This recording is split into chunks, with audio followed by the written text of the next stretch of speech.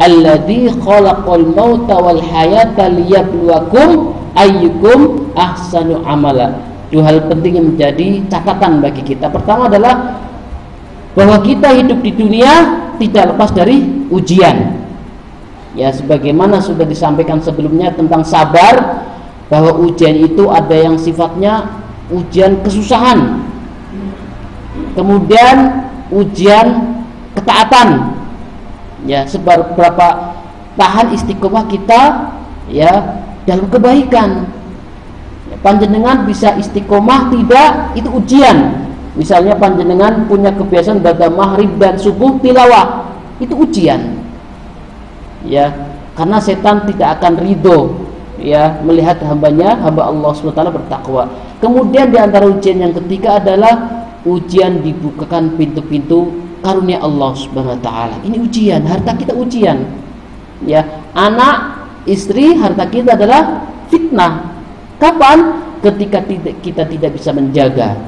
Sebagaimana Qarun dahulunya adalah bersama istrinya orang yang soleh, taat beribadah kepada Allah SWT.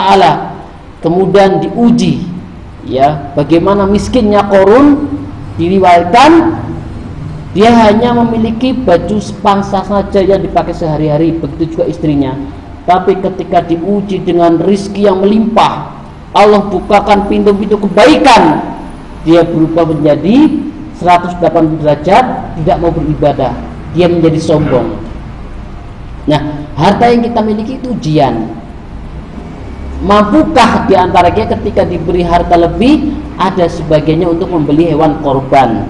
Nah, jadi diuji kita di bulan Dzulhijjah, kita diuji, mau tidak kita ya diminta oleh Allah ya untuk membeli hewan korban. Ya, makanya hukumnya sunnah muakkadah bagi orang yang mampu. Makanya sampai semak dari riwayat ya, jangan dekati rumah-rumahku orang yang mampu tapi dia tidak berkorban. Ya, jadi penekanannya kuat. Jadi nek mampu tapi tidak tergerak untuk korban, ya termasuk hadis ini.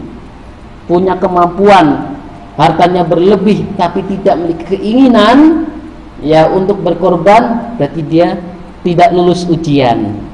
Karena dia diuji dengan hartanya, termasuk sedekah dan lainnya. Jadi pertama jemaah sekalian yang dirahmati Allah SWT, salah satu ujian kita adalah ujian harta. Yang kedua, ayyukum ahsanu amala, siapa yang terbaik amalnya di antara kalian. Ya mungkin dengan ustadz-ustadz lain sudah diajarkan sholat, ilmu dengan Al-Quran, termasuk kita pun harus tahu tentang ilmu berkorban. Ya, kita pun harus tahu. Jadi kita pun harus paham bagaimana seharusnya, karena ada pemahaman-pemahaman yang keliru seputar hewan kurban. Jadi jamaah sekalian yang dirahmati Allah SWT, jadi dua poin penting harus kita bawahi, bahwa kita hidup tidak akan lepas dari ujian. Salah satu bentuk ujian adalah harta kita.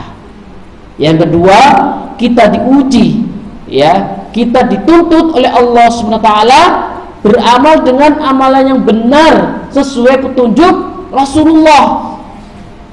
Ya, salah satu yang akan kita bahas bahwa dan masih ada praktek diantaranya adalah masih menjual belikan anggota atau bagian dari hewan kurban. Ini ya kasihan yang kurban, yang jual panitia, yang dirugikan adalah sahibul kurban. Ya, kan panitia itu wakil dari kurban. Ya, sementara kepala, kikil, kulit dijual paling tidak boleh.